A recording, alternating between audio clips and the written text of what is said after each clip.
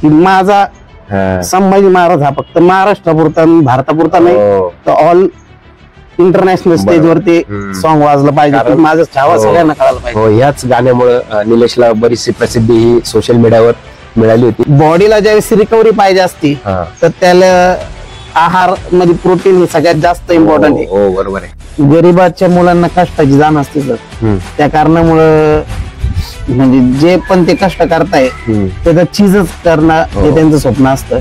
आणि या फील्ड मध्ये असं आहे की पैसा खूप लागतो. बॉडी बिल्डिंग मधनं इन्कम बघायला गेलं तर तो जसा पाहिजे तेवढा नाही. हे माझं पॅशन आहे की ते मी 2011 पासून आज 2025 पर्यंत कम्प्लीट करत आलोय. बॉडी बिल्डर हा ज्यावेळेस बॉडी बिल्डिंग करत असतो तो आपला स्वतःचा वेळ हा घराशी कमी आणि जिमशी जास्त देत असतो. बरोबर. कारण की जो वेळ तो घरी खर्च करणार आहे तोच वेळ ज्यावेळेस तो जिमला देईल त्यावेळेस तो पुढे जाऊ शकतो. या मुलाखतीचे प्रायोजक आहे बटरेला. बी हेल्दी बी स्ट्रॉंग. बटरेला या पीनट बटर ब्रँडच्या ऑर्डर किंवा डीलरशिप साठी आजच संपर्क साधा. संपर्कासाठी मोबाईल नंबर आहे 74 482 33 004.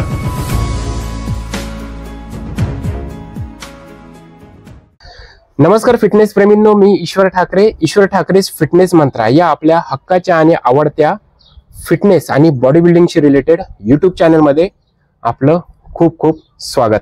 आपण जो काही माझ्या युट्यूब चॅनलला प्रतिसाद देताय आणि इंस्टाग्रामला माझ्या ज्या अकाउंटला तुम्ही जो उत्स्फूर्तपणे जो प्रतिसाद देताय त्यासाठी मी आपले खूप मनापासून आभार आहे.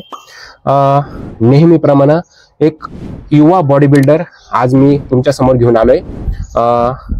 श्री साईबाबांच्या पदस्पर्शानं पावन झालेल्या शिर्डी नगरीमध्ये आपण यापूर्वी बऱ्याच बॉडी बिल्डरांचे इंटरव्ह्यू घेतलेले आहेत. त्यामध्ये प्रामुख्यानं नाव घ्यायचं म्हटलं तर रेल्वेचे बॉडी बिल्डर, आंतरराष्ट्रीय body builder Kiran Patil sir असतील, महेश गोसावी सर असतील आणि त्यानंतर आता आज माझ्यासोबत निलेश वाडेकर हे बॉडी बिल्डर जोडले गेलेले आहे. निलेश, तुझं खूप खूप स्वागत आहे. Thank you sir. माझ्या युट्यूब चॅनलमध्ये तू माझा युट्यूब चॅनल बघतच असतो आणि या युट्यूब चॅनलच्या माध्यमातून जेवढे काही महाराष्ट्रातल्या कानाकोपऱ्यातले जेवढे बॉडी बिल्डर आहे तर त्यांची एक सक्सेस स्टोरी ही माझ्या युट्यूब चॅनलच्या माध्यमातून आपण सर्वांपर्यंत पोहोचवत असतो, जेणेकरून जे नवीन नवोदित बॉडी बिल्डर आहेत त्यांना एक वेगळी प्रेरणा मिळते. तर आज तुझी पूर्ण सक्सेस स्टोरी आम्हाला जाणून घ्यायची आहे की मिस्टर एशिया पर्यंतचा तुझा हा संपूर्ण प्रवास कसा होता. नुकताच तू थायलंड दौऱ्यावर जाऊन आलाय, भली मोठी स्पर्धा ही तू खेळून आलाय. निलेश, मला सुरुवातीला सांग, ह्या मुलाखतीच्या प्रारंभी तुझं एक बालपण, शालेय शिक्षण, कॉलेज हे नेमकं कुठे कम्प्लीट झालं? माझं बालपण हे साईबाबा आदर्श माध्यमिक आणि त्याआधी प्राथमिक आणि माध्यमिक असं एकत्र शाळा आहेत, तिथं आमचं प्राथमिक आणि माध्यमिक कम्प्लीट झालं. त्याच्यानंतर साईबाबा ज्युनियर कॉलेज तिथे माझं 11वी पूर्ण झाली. त्यानंतर मग मी बॉडी बिल्डिंग साठीच पाथर्डी कॉलेजला ऍडमिशन घेतलं, जेणेकरून मला कॉलेजच्या पण कॉम्पिटिशन कम्प्लीट करता येईल. तर असं माझं शाळेपासून कॉलेजचं शिक्षण पूर्ण झालं.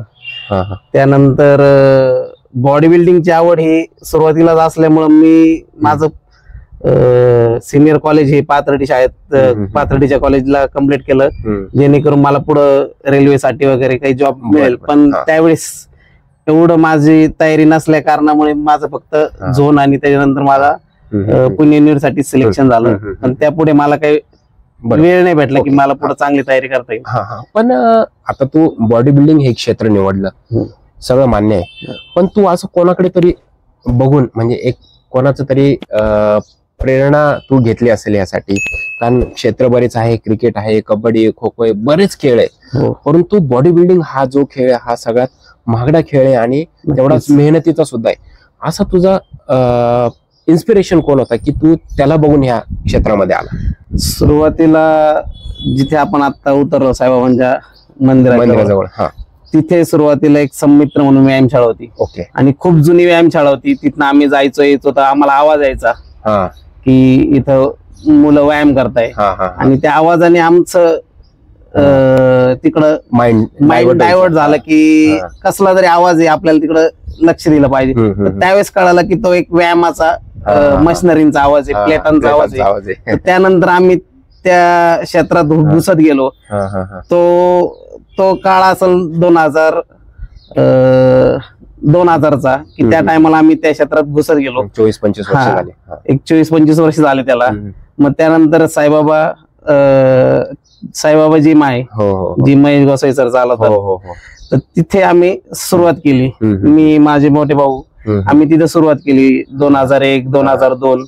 मग त्यावेळेस पासून आम्ही व्यायामात रेग्युलर जात आम्हाला असं बॉडी बिल्डिंग करायचं असं काही प्लॅन नव्हता, पण आम्ही व्यायामासाठी गेलो. आवड लागली, पण हळूहळू आम्हाला आवड निर्माण झाली. तिथं Olympia body builder Arnold sir, त्यांचा, आमच्या किरण दादांचा, महेश गोसाई सरांचा, सगळ्यांचे फोटो होते. पण जशी जशी आमची आवड निर्माण झाली की हे फोटो तर आम्ही बघतोच, पण अशी बॉडी कधी बनवायची, तर हळूहळू त्या प्रयत्नाने आम्ही जिम रेग्युलर करत गेलो. भरपूर आमच्या सोबत असलेले मित्रांनी जिम केली, पण सोडून पण दिली. पण माझी आवड त्याच्यात हळूहळू निर्माण होत गेली. नंतर एक वेळेस असा चान्स आला की मला जिम ट्रेनर म्हणून ऑफर आली, ते बी किरण सरांच्या जिमला. मग त्याच्यानंतर अजूनच आवड वाढून गेली की आता आपल्याला याच्यातच काहीतरी करिअर करायचं. मग त्या कारणाने हळूहळू आम्ही तिथे ट्रेनर पण झालो. मग नंतर बॉडी बिल्डिंग पण अजून चांगल्या पद्धतीने चालू झाली आणि माझा बॉडी बिल्डिंगचा प्रवास सुरू झाला. ओके, बर. पण आता सुरुवातीला जरी तुला बॉडी बिल्डिंग क्षेत्रामध्ये यायचं म्हटलं तर गुरु हा जो घटक आहे हा फार महत्वाचा असतो. त्याच्याशिवाय माणूस पुढे जाऊ शकत नाही. तर सुरुवातीच्या काळात तुझा मार्गदर्शक कोण होता? सुरुवातीच्या काळात तर मार्गदर्शक नाही भेटले आम्हाला. भावाने शिकवलं भरपूर सारं, नंतर महेश सरांनी शिकवलं, पण ते जास्त जिमला नसल्या कारणाने आम्हाला काही एवढं शिकायला नाही भेटलं. आम्ही असंच मित्रांकडनं शिकलो. आणि ज्यावेळेस मला ऑफर आली किरण दादांच्या जिमची, तर त्यावेळेस पासून मग त्यांनी आम्हाला त्या जिमला गेल्यापासून आम्हाला मेन गायडन्स तिथून सुरुवात झालं की किरण सरांनी जे आम्हाला शिकवलं आणि त्या जिम मधून आम्ही जे काही शिकलो आजपर्यंत आम्ही तेच फॉलो करत आलोय की व्यायाम कसा करायचा आणि व्यायामाला कसं समजून घ्यायचं. बरोबर. आणि प्रत्येक वस्तूंची म्हणजे डंबेस असो, प्लेट असो, रॉड असो, या गोष्टींची कशी काळजी घ्यायची, त्यांच्यापासून आपण आहे, आपल्यापासून ते नाही. हो, खरी गोष्ट आहे. आजकाल आपण नवीन पिढी बघतो, थोडाफार पाय जरी लागला नाहीतर एखादा सेट मारला झाला की डंबेस फेकून देणार, प्लेट फेकून देणार. आम्हाला मेन ते शिकवलं पहिले की तुम्ही त्याच्या पाया पडूनच सुरुवात करा. बरोबर.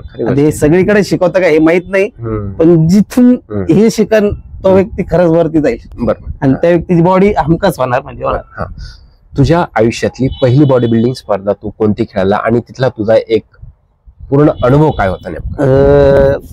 ज्यावेळेस मी 11वीला होतो, 2010ची गोष्ट आहे. राहत्यामध्ये आमच्या तालुक्यात एक स्पर्धा झाली होती.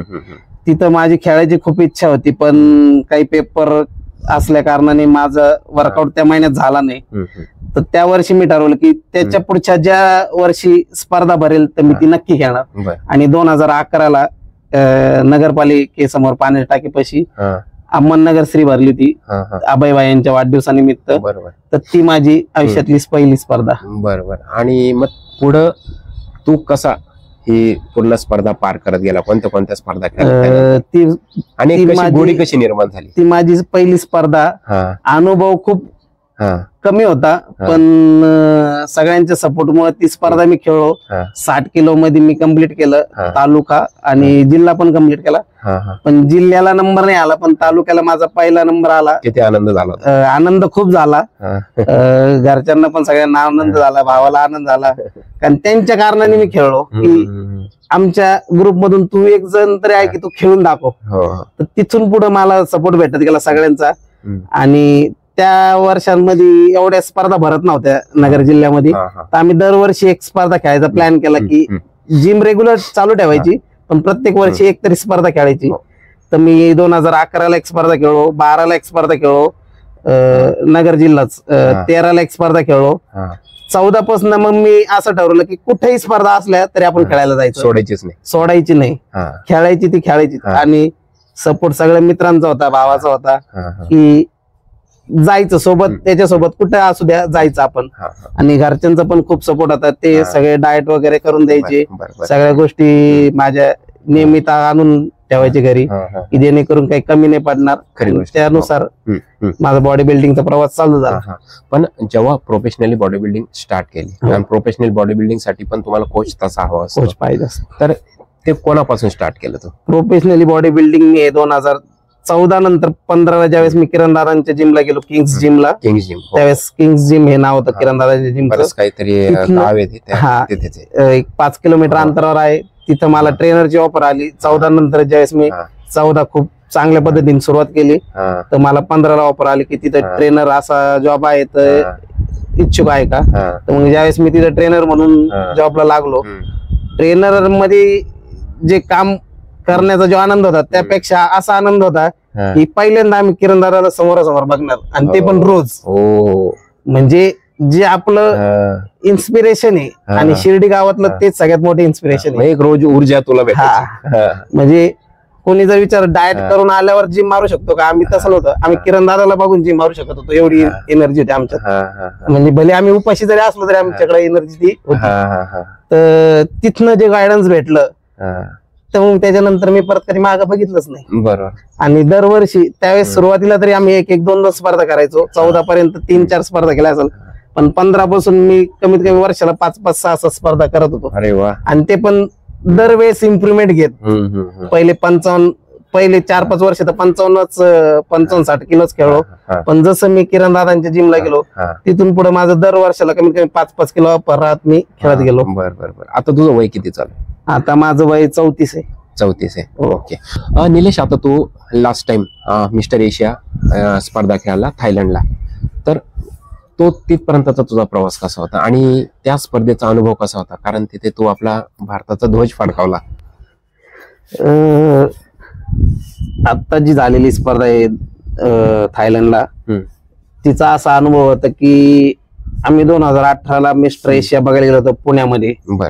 पुण्यामध्ये मिस्टर एशिया पहिल्यांदाच झाली ती, म्हणजे माझ्या मते तर पहिल्यांदाच झाली ती. आम्ही मित्र बघायला गेलो होतो. तर तिथं जे एशियाचं स्टेज बघितलं, त्यात 6 महिन्या आधी तिथं इंडिया पण झाली होती. पण इंडिया बघण्यात आणि एशिया बघण्यात जमीन आसमानचा फरक होता. बरोबर. पण पहिल्यांदा आम्ही कुठला तरी इंटरनॅशनल स्पर्धा बघितली की जिथं आपल्या देशाचे ध्वज घेऊन सगळे बॉडी बिल्डर्स राहायचे, आणि ज्यांचं गोल्ड मेडल लागायचं त्यांच्या कारणास्तव तिथं आपल्या देशाचं राष्ट्रगीत ज्यावेळेस वाजतं आणि ज्यावेळेस सगळ्यांच्या अंगावर काटा येतो, तो क्षण खूप वेगळा होता. त्यावेळेसच ठरवलं होतं असं की एकदा तरी आपल्याला ते इंटरनॅशनल स्टेज कम्प्लीट करायचं. खेळू आणि जिंकू हा तर नंतरचा भाग झाला, पण खेळायचा एकदा तरी आपल्याला ते इंटरनॅशनल स्पर्धा ही कम्प्लीट करायची. आणि असं पण नव्हतं वाटलं की आपण ती बाहेरच्या देशात जाऊन कम्प्लीट करू, हे तर स्वप्नच होतं. म्हणजे कधी पूर्ण होईल याची कधी गॅरंटी पण नव्हती. आणि ज्यावेळेस कधी त्याच्या पुढचा प्रवास चालू झाला आणि एक करत करत मी या 2025च्या स्पर्धा ज्या खेळत गेलो, त्यांनी अजून एक प्रेरणा भेटली की आपण त्या स्पर्धेच्या जवळ आलोय. बरोबर. की जे एक 2-4 वर्षापासून लॉकडाऊन पासून जे आपल्यापासून बॉडी बिल्डिंग लांब सरकली होती, ती असं वाटलं की आता एकदम जवळ आलेली इच्छा पूर्ण. आपली इच्छा पूर्ण होऊ शकते या वर्षी. जर आपण अजून थोडासा जोर लावला तर आपले सगळे स्वप्न पूर्ण होतील. आणि ज्यावेळेस जून महिन्यात ज्यावेळेस समजलं की जूनच्या 1-2 तारखेला सिलेक्शन आहे एशिया आणि वर्ल्डचं, तर त्यावेळेस आमच्या मित्रांमध्ये चर्चा झाली की ती आपल्याला कम्प्लीट करायचा प्लॅन आहे. आणि मित्रांनी पण चांगला सपोर्ट केला की तू करच, तुझं यावेळेस नक्कीच सिलेक्शन पण होईल आणि तुला खेळायला पण भेटल आणि तू जाच. पण ज्यावेळेस आम्ही सिलेक्शन कम्प्लीट केलं, सिलेक्शन पण चांगल्या पद्धतीने झालं. आणि पण ज्यावेळेस तिथलं बजेट आम्ही ऐकला की बजेट 1-2 लाखाच्या वर जातो, 2 लाखापर्यंत, तर त्यावेळेस थोडंफार टेन्शन आलं होतं की आपण कसं कम्प्लीट करायचं. आपण 1 पर्यंत नेऊ, कारण आपण 1 पर्यंत आजपर्यंत स्वतःवर खर्च केलेला आहे, पण आता स्वतःवर पण करायचा आणि त्याच्यानंतर जाण्यासाठी पण प्रवासाचा करायचा. प्रवासाचा खर्चाचं टेन्शन होतं, बाकीच्या खर्चांचं एवढं काही टेन्शन नव्हतं. पण ज्यावेळेस सगळ्यांचा सपोर्ट भेटला आणि सगळ्यांकडनं ज्यावेळेस समजलं की पैसे हळूहळू गोळा होत आहे, तुला सगळं ऍडजस्टमेंट करून ऍडजस्टमेंट खूपच मोठी होती ती. एका दिवसात कम्प्लीट झाली असं नाही झालं, त्याला 2 महिने लागले की जेणेकरून रोज कुठून ना कुठून पैसे गोळा व्हायचे. म्हणजे मित्र परिवाराकडनं झाले, पाहुण्यांकडनं झाली, क्या बात आहे, काही नेत्यांकडनं झाली, छान, जिम मालकाकडनं झाली, असं सगळीकडनं ते पैसे गोळा झाले. थेंबे तळे साचे असंच झालं. एकदम. जेव्हा तू मग तिथं स्पर्धा पार्टिसिपेट केली आपल्या भारताकडून, तर तिथं काय तुझा कितवा प्लेस लागला? माझा तिथं ब्रॉन्झ मेडल लागलं, 3rd प्लेस लागलं. ज्यावेळेस मी स्पर्धा कंप्लीट केली मार्च 2025 मध्ये महाराष्ट्रश्री, तर त्याआधी मी मार्च महिन्यात 2 स्पर्धा खेळलो, एक इचलकरंजीला हिराश्री आणि त्यानंतर मुंबईमध्ये स्वामी समर्थश्री आणि त्यानंतर मी महाराष्ट्रश्री खेळलो. पण ज्यावेळेस इचलकरंजी आणि महाराष्ट्राला माझं छावा संभाजी महाराजांच्या म्युझिकवर जे बेस्ट पोजर लागलं, मी त्यावेळेस ठरवलं होतं की मला जर कुठे इंटरनॅशनल कम्प्लीट करायचं तर मला या सॉन्ग वर कम्प्लीट करायचंय, की माझा संभाजी महाराज हा फक्त महाराष्ट्रापुरता भारतापुरता नाही तर ऑल इंटरनॅशनल स्टेजवर ते सॉन्ग वाजलं पाहिजे, की माझं छावा सगळ्यांना कळायला पाहिजे. याच गाण्यामुळे निलेशला बरीचशी प्रसिद्धी ही सोशल मीडियावर मिळाली होती. तर तू छत्रपती संभाजी महाराजांच्या या छावा चित्रपटातील जे सॉन्ग तू निवडलं होतं, तर ती प्रॅक्टिस करायला तुला किती वेळ लागली ती पोजिंग? ती प्रॅक्टिस करायला मला तसं कम्प्लीट 1 आठवडा लागला होता. बर. आणि ती प्रॅक्टिस मी आणि माझे पार्टनर आहे निलेश खामकर, आम्ही दोघांनी मिळून ते सॉन्ग बसवलं. सॉन्ग रिमाइंड करून ज्यावेळेस सेट केलं त्याला तर 2च दिवस लागले, पण चांगली त्याची प्रॅक्टिस करून घ्यायला कमीत कमी मला 1 आठवडा लागला. आणि 1 आठवड्यातच आम्ही ते डिसाइड केलं की ओके एवढं सॉन्ग परफेक्ट आहे. आणि त्यानंतर ते बॉडी बिल्डिंग मध्ये करण्यात आणि जे मी इंटरनॅशनलला फिटनेस फिजिक मध्ये करण्यात जो चेंजेस केला त्याच्यात पण काय असं पुष्कळ चेंजेस नाही आला. एक काटविल एक्स्ट्रा ऍड केली आणि नंतर मी स्टिक ऍड केली, तिच्यात पण मला एक 10 दिवसांचं प्रॅक्टिस लागली की एवढं आपल्याला चेंज करून तिथं युज करायचं. बरोबर. आणि ते सॉन्ग माझं घेण्याचं कारण हेच की त्या सॉन्गनी जी ऊर्जा भेटली की ती मला तर नाही वाटलं की ऑल कॉम्पिटिशन मध्ये तिथं कोणात तेवढी ऊर्जा असेल की जी तिथं कोणी दिली असेल. कारण तुला एक बेस्ट पोजर अवॉर्ड सुद्धा त्याच गाण्यामुळे भेटला आणि प्रेक्षकांची सुद्धा उत्स्फूर्त अशी दाद तुला ही तेव्हा मिळाली होती. निलेश मला सांग, बॉडी बिल्डिंग स्पर्धेची जेव्हा आपण तयारी करतो तर त्यामध्ये आहार 100% आहार हा खूप महत्वाचा असतो. व्यायाम तर आहेच पण आहार हा फार महत्वाचा असतो. पण या आहारासाठी लागणारा खर्च तू कसा मॅनेज केला? पहिल्यापासूनच जे आहाराचा विषय, खाण्याला फ्रुट्स पाहिजे, अंडी, चिकन, प्रोटीन. आणि ज्यावेळेस आपण एखादी प्रोटीन अवेलेबल करतो तर आजच्या पिढीचं पण याच्या आधीच्या पण पिढीचं एकच म्हणणार आता की प्रोटीन घेऊ नका, खाऊ नका, चांगलं नसतं. पण हे मत चुकीचं आहे. बॉडीला ज्यावेळेस रिकव्हरी पाहिजे असती तर त्याला आहार मध्ये प्रोटीन हे सगळ्यात जास्त इम्पॉर्टंट आहे. बरोबर आहे. हा, ते महाग आहे पण ते गरजेचंच आहे. एक तर तुम्ही खाण्यात तेवढं चांगलं द्या की तुम्हाला प्रोटीनची गरज नाही पडणार, नाही तर तुम्ही दोन्ही पद्धतीने चाला की खाऊन पण आणि पिऊन पण. आता मध्ये एखादे सण आलं तर आपण खाऊ नाही शकत, अंडे खाऊ नाही शकत, चिकन खाऊ शकत नाही, तर त्यावेळेस तुम्ही पनीर खा. पण तुम्हाला त्यावेळेस तुम्हाला प्रोटीनची गरज पडणार आहे. आणि एक तर त्याचे रेट जास्त असल्यामुळे लोक घेऊ शकत नाही. तर आपल्याला एक तर प्रोटीनची पण गरज पडणार आहे, त्या कारणामुळे आपल्याला ते अवेलेबलच करावं लागतं. आणि ज्यावेळेस एखादा नॉर्मल दिवस आहे त्यावेळेस आपण नक्कीच अंडे, चिकन खाऊ शकतो. आहार हा आपल्याला गोळा करणे कुठनं पण त्याला जे बजेट लागतं ते तर चांगलंच आहे. म्हणजे एक नॉर्मल घरातल्या व्यक्ती एवढा अफोर्ड नाही करू शकत. तू मिस्टर एशियाची तयारी केली तर एकंदरीत किती खर्च आला होता तुला, एक अंदाजे? मी कधी काउंट नाही केला खर्च, एक अंदाज लागला असेल एक 2.5-3 लाख रुपये लागला असेल. काय बोलतो? हा. कारण लोकांना आजकाल असं वाटतं की जिम मध्ये गेलो, मी बॉडी बनवली, कारण त्याच्या मागे मेहनत आहेच पण मेहनतीसोबत डाएट सुद्धा महत्वाचं आहे. हो, नक्कीच. निलेश मला सांग, आजकाल सोशल मीडियाच्या माध्यमातून बरेच लोक त्यांचे स्वतःचे व्हिडिओ बनवतात की तुम्ही बायसेप असा वर्कआउट करा, एक्झरसाइजचे म्हणजे एक ते टिप्स देत असतात. टिप्स देतात. पण मुलांच्या मनामध्ये प्रश्न येतो नेमकं ऐकायचं कोणाचं. तर तुझ्या मते याबद्दल काय तुझी प्रतिक्रिया? प्रत्येकाचं वेगवेगळं मत आहे. आज प्रत्येक जिमला एक नवीन कोच असतो हो जो त्याच्या पद्धतीने चांगलं गायडन्स करत असतो. हो प्रत्येकाला त्याचा स्टुडंट त्याचे क्लायंट हे चांगलेच हँडल करायचे. पण माझ्या मते ज्याच्या वर्कआउटने स्वतःच फील काय म्हणतं, हो आपला फील जिथं आपल्याला वाटेल की आता हा प्रेस चांगला पडलाय, तर त्या वर्कआउट मध्ये तुम्ही खुश असाल तर तो तुम्ही वर्कआउट कम्प्लीट केला पाहिजे हो आणि त्या ट्रेनरचं तुम्ही ऐकलं पाहिजे. बरोबर. आणि विशेषतः म्हणजे जे शिकवता आपल्याला त्यांचा अनुभव किती हे जास्त महत्वाचं आहे. खरी गोष्ट. हो आजकाल प्रत्येक नवीन वर्षाला एक ट्रेनर नवीन एक फिटनेस कोच बनतोय, हो पण अनुभव तेवढा गरजेचा आहे. बरोबर. ज्या व्यक्तीला ज्या शिकवणाऱ्याला 10-20-20 वर्षांचा अनुभव आहे हो नक्कीच तो चांगला कोच असतो. बरोबर. आणि आजकालची जी पिढी बनलेली ती 4 महिन्यात एक कोर्स करून येतात. प्रॅक्टिकली त्यांना नॉलेज नसतं, त्यांनी फक्त शिकून घेतलेलं नॉलेज आहे. शिकलेलं नॉलेज एवढं इम्पॉर्टंट नाही जेवढं प्रॅक्टिकली नॉलेज आहे, कारण हे फील्डच प्रॅक्टिकलची. जो खाली बसून सांगतोय डेडलिफ्ट असं मारायचं, डेडलिफ्ट तसं मारायचं, बायसेप असं मारायचा आणि चेस्ट अशी मारायची, ते इम्पॉर्टंट नाही. तुम्ही जेवढं प्रॅक्टिकली त्याला फॉलो करू शकतात आणि जे क्लायंटला तुम्ही मारून दाखवू शकता ते जास्त इम्पॉर्टंट आहे. महत्वाचं म्हणजे मसलचे नाव पण मसलचे नाव माहित असले पाहिजे, सेटचे नाव माहित असले पाहिजे, किती रेपिटेशन किती सेटला योग्य आहे, बल्किंगला कसं गरजेचं आहे, कटिंगला कसं गरजेचं आहे, हे ज्यांना चांगलं माहित असतं त्याच ट्रेनर कडे त्याच कोच कडे तुम्ही चांगल्या गायडन्सने वर्कआउट करू शकता. तू जेव्हा एशियाची जेव्हा तयारी करत होता, तुझं एक वर्कआउटचं शेड्यूल कसं होतं दिवसभराचं? माझं 3 टायमाचं शेड्यूल होतं वर्कआउटचं.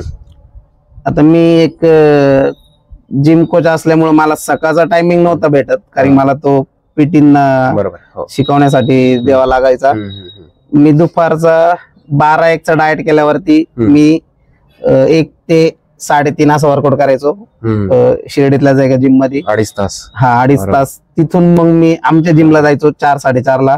तिथं मी 4:30 ते 5:30 परत वर्कआउट करायचो, कार्डिओ प्लस ऍप्स. आणि मी संध्याकाळी परत आमच्या मित्राच्या एका जिमला, माझी 9ला ड्युटी सुट्टी, तर मी 9 ते 10:30 असं परत वर्कआउट करायचो. म्हणजे 3 टाइम मी वर्कआउट करायचो, कारण की दिवस खूप कमी उरलेले होते आणि बॉडी ची कंडिशन त्यावेळेस एवढी बेस्ट नव्हती जेवढी मला पाहिजे होती. आणि जी ऑन द स्टेज माझी दिसली तिच्यात जमीन आसमानचा फरक आहे. तर त्यासाठी मला 3 टाइमचं शेड्यूल होतं. पण एवढ्या वर्षापासून तू हार्डवर्क करतोय, कारण बॉडी बिल्डिंग म्हणजे एक शरीराशी खेळण्याचं आहे. हो. तर घरातून कधी विरोध झाला नाही का या खेळाला? घरात विरोध कधीच नाही झाला, फक्त घरची परिस्थिती आमची थोडी नॉर्मल असल्या कारणामुळं मला माझे टार्गेट थोडे पुढे मागे करावं लागले. पण नाही कधीच कोणी म्हणलं नाही. आज मी सपोर्ट मला घरच्यांचा फुल आहे, घरच्यांचा आहे, भावाचा आहे, माझ्या वाईफचा आहे आणि माझ्या बाळाचं पण आहे. पण आता सगळं मान्य आहे, तुला घरातून पण सपोर्ट भेटला, पण ह्या क्षेत्रामध्ये मिडल क्लास घरातली मुलं बरीच आपल्याला बघायला भेटतात. म्हणजे आता तू झाला, परत महेश गोसावी सर झाले, ते पण मिडल क्लास फॅमिली आहेत. जर मोठ्या बॉडी बिल्डर मध्ये बघितलं सुहास खामकर आहे, ते पण मिडल क्लास फॅमिली. तुझ्या सोबत विजय भोयर म्हणून बॉडी बिल्डर, ते पण मिडल क्लास फॅमिली मधले. तर गरीबातली मुलं या क्षेत्रामध्ये बघायला भेटतात. गरीबाच्या मुलांना कष्टाची जाण असते सर, त्या कारणामुळं म्हणजे जे पण ते कष्ट करताय त्याचं चीजच करणं हे त्यांचं स्वप्न असतं. आणि या फील्ड मध्ये असं आहे की पैसा खूप लागतो. तर ज्या व्यक्तीकडे खूप पैसा आहे ते कधीच या क्षेत्रात घुसणार नाही, का त्यांना काम सांगण्याची सवय असते आणि तेच काम ते लोकांना पैसे देऊन करतात, स्वतः कधी नाही करत. पण या क्षेत्रात जे पण लोक आहे ते भले 1 नाही 3 काम करतील, पण ते बॉडी बिल्डिंगचं चीजच करतात. खरी गोष्ट. कारण त्यांना जाणीव आहे की आपला पैसा व्यवस्थित एका चांगल्या ठिकाणी गेला पाहिजे आणि त्यांचं शरीर पण त्याच कारणामुळं चेंज होत जातं. बरोबर. निलेश, मला सांग, तुझा फेवरेट मसल कोणता आहे, की ज्या मसलचा वर्कआउट करताना तुला खूप छान फील होतं? शोल्डर हा माझा सगळ्यात फेवरेट मसल आहे. लॉकडाऊनच्या आधीपर्यंत मी चांगला वर्कआउट करत होतो, हम्म. पण लॉकडाऊन मध्ये मी कमीत कमी लॉकडाऊन नंतर मी 4 वर्ष शोल्डर वर्कआउट नाही केला. बर. हा. आणि आता बी मी करतो तो खूप हेवी नाही करत, हा, हा. पण जेवढा पण माझा शोल्डरचा वर्कआउट होतो हा खूप चांगला होतो. हम्म, हम्म, हम्म. आणि एवढे वर्ष मी न त्याचा वर्कआउट करताना पण माझे शोल्डर आज बी खूप चांगले. हो हो, नाही ते दिसूनच येतं. तुझा आवडता बॉडी बिल्डर कोण आहे आपल्या महाराष्ट्रामध्ये? बॉडी बिल्डर तर आमचे आवडते किरण दादाच आहे सगळ्यात, हम्म. कारण की जे काय आपल्याला शिकायला भेटलं ते हा. त्यांच्याकडनं शिकायला भेटलंय. हो, हो, हो. आणि जर शिर्डीतनं कोणी इंटरनॅशनल स्टेजला गेले तर तेच हो, गेले, हो हो आणि त्यांच्या कृपेने आज मी गेलेलो आहे. हो हो, खरी गोष्ट आहे. कारण एशियानंतर तूच त्यांच्यानंतर तूच असशील शिर्डीमध्ये. आणि स्टायलिश बॉडी बिल्डर म्हणलं तर संग्राम चौगले. बर बर. निलेश, मला एक प्रश्न प्रामुख्याने विचारावा असा वाटतो, कारण तू मगाशी सांगितलं की 1-2 ते 2.5 लाख रुपये तुला खर्च आला मिस्टर एशियासाठी. इतका खर्च येतो हे मी पण मान्य करतो, पण बॉडी बिल्डिंग मधून इन्कम काय? बॉडी बिल्डिंग मधनं इन्कम बघायला गेलं तर तो जसा पाहिजे तेवढा नाही. हे माझं पॅशन आहे की ते मी 2011 पासून आज 2025 पर्यंत कम्प्लीट करत आलोय.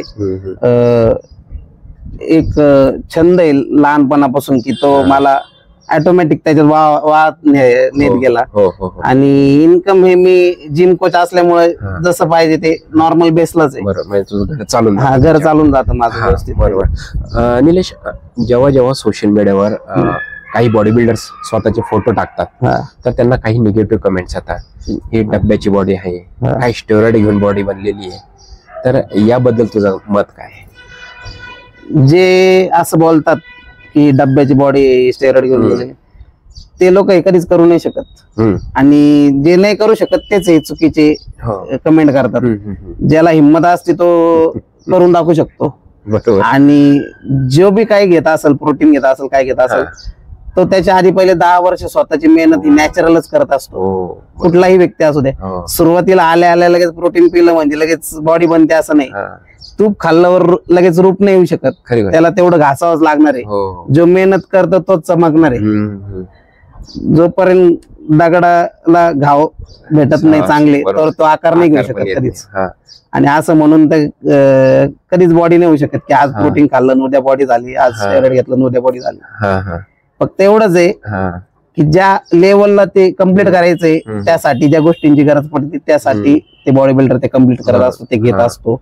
प्रोटीन रिकव्हरी साठी घेत असतो, स्टेरॉइड आहे मसल ग्रोथ करण्यासाठी घेत असतो. हो हो, कारण सप्लिमेंट जे म्हणजे पावडर जी असते ती काही जादूची पावडर नसते, हे प्रत्येकाने लक्षात ठेवा.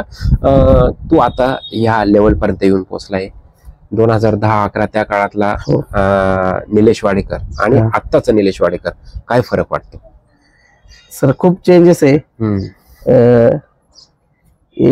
इंटरनॅशनल तर स्वप्नच होतं.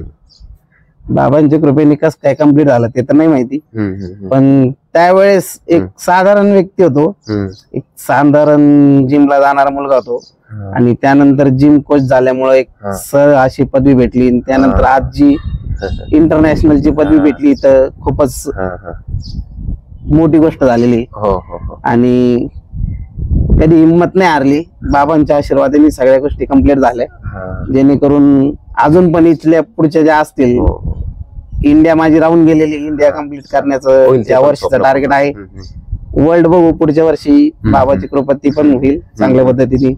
तिच्यासाठी पण एक चांगलं सॉन्ग जेव्हा तू ह्या कंटिन्यू स्पर्धा तू जिंकत आला तर एक आई वडिलांचं काय मत असतं, त्यांच्या चेहऱ्यावरचे हावभाव काय असतात? त्यांचा आनंद खूप वेगळा असतो, जो आपण शब्दात तर नाही सांगू शकत आणि पैशात पण नाही मोजू शकत. खरी गोष्ट आहे. कारण मी तुझ्या डोळ्यामध्ये एक तुझ्या आनंद अश्रू बघतोय. मी इथून पुढे मागे खूप साऱ्या बॉडी बिल्डरांचे इंटरव्ह्यू घेतलाय. प्रत्येक जण माझ्या इंटरव्ह्यू मध्ये त्याचे एक आनंद अश्रू हे डोळ्यामध्ये आणत असतो. तर निलेश, मला सांग, बॉडी बिल्डिंग मध्ये एक बॉडी बिल्डरची लाईफ कशी असते? बॉडी बिल्डर हा ज्यावेळेस बॉडी बिल्डिंग करत असतो तो आपला स्वतःचा वेळ हा घराशी कमी आणि जिमशी जास्त देत असतो. बरोबर. कारण की जो वेळ तो घरी खर्च करणार आहे तोच वेळ ज्यावेळेस तो जिमला देईल त्यावेळेस तो पुढे जाऊ शकतोय. आणि त्यावेळेस त्याची प्रोफेशनली लाईफ आणि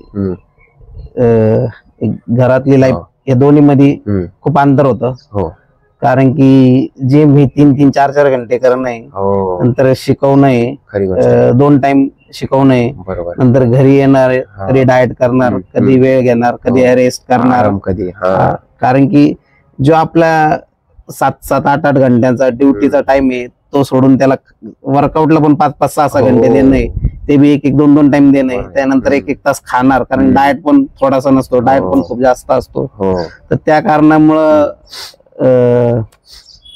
त्याचा हा वेळ हा त्याचा नसतोच. हा हा बरोबर. एक तर त्याचं टार्गेट असतं त्याच्यासमोर, की जर आपण आपला वेळ कुठेतरी वाया घालणार तर त्याचं हा. टार्गेट ते कधीच कम्प्लीट नाही होणार. हो हो हो. जेव्हा जेव्हा तू स्पर्धा खेळत असतो तर असं कधी वाटलं का तुला की नाही आज बाबा माझे या स्पर्धेमध्ये माझ्यासोबत चिटिंग झाली आहे, मी इतरांपेक्षा मी कुठेतरी चांगला होतो पण मला ते प्लेस दिलं गेलं नाही, असं कधी तुला वाटलं का? नक्कीच वाटलंय. हा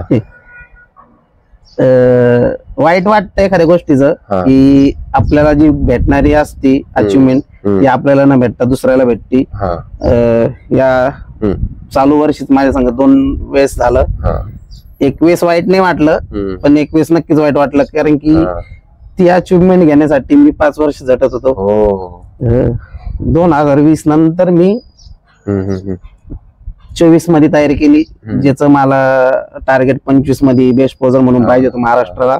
हा, त्या एकाच कॉम्पिटिशन साठी असं वाईट वाटलं खूपच. हा, हा, त्याच्या व्यतिरिक्त मला नाही वाटत की मला हा. दुसऱ्या कुठल्या कॉम्पिटिशनला एवढं वाईट वाटलं. हा. पण जे तिथं नाही भेटलं मला बेस्ट पोझर हम्म, हम्म. महाराष्ट्र श्रीचं, हा. त्या कारणामुळं माझं आज इंटरनॅशनलचं स्वप्न पूर्ण झालं. हो हो कारण की मी जर तिथं महाराष्ट्राला बेस्ट पोझर मारला असतं तर मी तिथं जॉबला जाणार होतो. बर. हा, उलट मी थँक्यू बोलन त्यांना, की ज्याच्यामुळे मला ते बेस्ट पोझर टायटल नाही भेटलं, हा, हा, की ते जे आहे हा. की मला ते त्याच सॉन्ग वर कम्प्लीट करायचंय हो जे मी पहिले ठरवलं होतं. हो हो हो. चांगली गोष्ट झाली की तिथं नाही दिलं त्यांनी. हा, हा, हा. पण जेवढे जण माझ्याकडं स्टेज पाशी येऊन गेले हा, हा. ते सगळे बोलत होते की हा. बेस्ट पोझर टायटल माझं आहे म्हणून, कारण की सलग मी हम्म. प्रत्येक 1-1 आठवड्यात मी ते मारत होतो. हो हो आणि त्यावेळेस असं काही चेंजेस नव्हतं की हम्म. ते दुसऱ्याला देण्याची गरज होती. हो ते पण नक्की मलाच मिळालं असतं. मी एकाला नाही विचारलं त्या टायमाला, मी कमीत कमी 10 जणांना विचारलं की कोणाचं होतं. हो. आणि बॉडी बिल्डर तर हा ऑब्व्हियसली चांगलंच आणि हो. खरंच सांगतो, हो. कारण त्याला समजतं की कोणाचं काय. ऑडियन्स बरोबर सांग. ऑडियन्स पण सांगते, बॉडी बिल्डर सांगतात, कॅमेरा सांगतो, हो. कॅमेरामॅन सांगतो हो की परफॉर्मन्स कोणाचा छान झाला. हो, बरोबर आहे. हम्म. ते जाऊ दे, देवाची कृपा ज्याला भेटलं त्याला जे भेटलं. झालं ते झालं. हा, आणि ते म्हणतात की जे होतं ते चांगल्यासाठीच होतं. हो. ते नशीब. मी तर थँक्यू दोघांना तिघांना हा. ज्यांनी मला नाही दिलं त्यांना बोलणार हो की हो. त्यांच्या कारणामुळे माझं इंटरनॅशनल कम्प्लीट झालं. मला कधी प्राइज जी खायचंय की मला एवढ्या पैशाचं प्राइज मारायचंय किंवा हा. हेच प्राइज मला जे दिलं पाहिजे हे मला कधीच नाही वाटलं. हम्म, हम्म, माझं पहिल्यापासूनच स्वप्न आहे की हम्म. प्रेक्षकांच्या मनावर राज्य करा. हो बरोबर. तुम्ही एकदा प्रेक्षकांच्या मनावर राज्य केलं, हे माझ्या सरांचा शब्द आहे. हा. ज्यावेळेस तुम्ही प्रेक्षकांचे होणार ना, हम्म. त्यावेळेस ऑटोमॅटिक जज पण तुझे होणार. बरोबर बरोबर. खरी गोष्ट आहे. जर प्रेक्षक तुझ्यासाठी वरडले ना हा. तर जजला तुझं रिझल्ट ऑटोमॅटिक हा. तुझ्या नावावर देणार हो आहे. हो हो हो. जेव्हा तू स्वतःला आरशामध्ये बघतो तर तेव्हा तुझ्या स्वतःच्या बॉडी मधला वीक पॉइंट काय वाटतो तुला, अं, की मला या मसलवर काम करावं लागेल? लेग्स तर प्रत्येक बॉडी बिल्डरची वीक हा. वाटतात स्वतःला. हम्म, मला पण लेग्सच वीक वाटतात. हम्म, हम्म, पण माझा मायनस पॉइंट माझे स्टमक आहे. हम्म, हम्म, हम्म. ऍप्स हा माझा वीक पॉइंट आहे. हा. कारण की खूप हम्म. भरपूर वर्कआउट केल्यानंतर पण ते लवकर ग्रोथ नाही घेत. बरोबर बरोबर. हम्म. आणि ऑलरेडी मला 4च ऍप्स व्यवस्थित दिसतात माझे. हा, हा. आणि लोअर एकदम हो. खूप लीन झाल्यानंतर स्पष्ट हो, दिसते. नाही मी बघितले स्वतः. हा, आणि लेग्स मुळे मला ते थोडं जास्त इम्पॉर्टंट वाटतं की हम्म. जे पब्लिकला फोकस करणे. हम्म, हम्म, जर लेग्स वीक असले तर पब्लिक हा. एक वेळेस जज एक वेळेस मागे पाठवतील. हम्म. पण ज्याचे ऍप्स चांगले असतात ना, पब्लिक हा. त्याला पहिले जज त्याला हो. पहिले पुढे बोलवतात बरोबर. की हम्म, ह्या बॉडी बिल्डरला पुढे घ्या. हम्म. तर माझं लेग्स तर कमीच आहे, हा, हा. ते तर मी नेक्स्ट टाइम चांगलेच करेल. हम्म, हम्म. पण माझं मेन वीक पॉइंट ऍप्स आहे माझे. हो, तुझा जास्त वेळ घेणार नाही. तुझ्या एक सक्सेसचा मंत्र काय की तू या लेवल पर्यंत येऊन पोहोचलाय? तेच सपोज किरण पाटील सर माझे जे पण गुरु आहे, हम्म, त्यांनी ज्या ज्या स्पर्धा कम्प्लीट केल्या हम्म. त्या प्रत्येक स्पर्धा मी कम्प्लीट करणार. बरोबर. ते जिथं जिथं हा. खेळले, जिथं त्यांनी टायटल मारलं हम्म, त्या प्रत्येक स्पर्धेला मला हा, प्राइज जिंकायचंय. हा. आणि बाबांच्या कृपेने की त्यांच्या नंतर जर शिर्डीत नाव येईल तर येस, निलेश वाडेकरच नाव येईल. ह्या सर्व यशाचं श्रेय तू कोणाला देतो? शेवटचा प्रश्न. आई वडिलांना, माझ्या गुरूंना, माझ्या मित्र परिवारांना.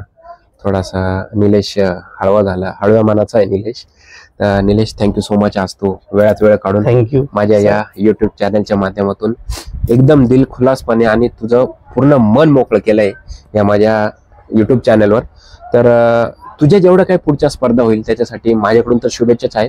पण संपूर्ण महाराष्ट्रातले जेवढे काही माझे व्ह्युअर्स आहे, सबस्क्रायबर्स आहे, शिर्डीमधली जेवढी जनता आहे ती तुझ्या पाठीमागे आहे, त्यांच्याकडून सुद्धा तुला खूप साऱ्या मी शुभेच्छा देतो. तर निलेशची ही मुलाखत खूप चांगल्या पद्धतीने झाली. त्यांनी खूप सारे बॉडी बिल्डिंग मधल्या मिथ्स, बारीक बारीक पॉइंट्स त्याने समजून सांगितलेले. सप्लिमेंट्स ह्या टॉपिकवर सुद्धा त्याने त्याचं वैयक्तिक मत हे मांडलेलं आहे. तर तुम्हाला ही निलेशची मुलाखत कशी वाटली कमेंट बॉक्समध्ये नक्की लिहून पाठवा. या मुलाखतीचे प्रायोजक होते Butrella peanut butter, be healthy be strong. ज्यांना कुणाला बट्रेला या पीनट बटरची डिस्ट्रीब्युटरशिप जर घ्यायची असेल तर माझ्या स्क्रीनवर जो नंबर दिला आहे त्याच्यावर तुम्ही संपर्क साधू शकता. तर पटापट तुम्ही कमेंट करा, निलेशला सपोर्ट करत राहा असाच, आणि सपोर्ट शिवाय तो पुढच्या स्पर्धा ह्या खेळू शकणार नाही. तर थँक्यू सो मच. अजून अशाच इंटरव्ह्यू बघण्यासाठी माझ्या चॅनलला सबस्क्राईब जरूर करून ठेवा. तोपर्यंत बी फिट, स्टे फिट.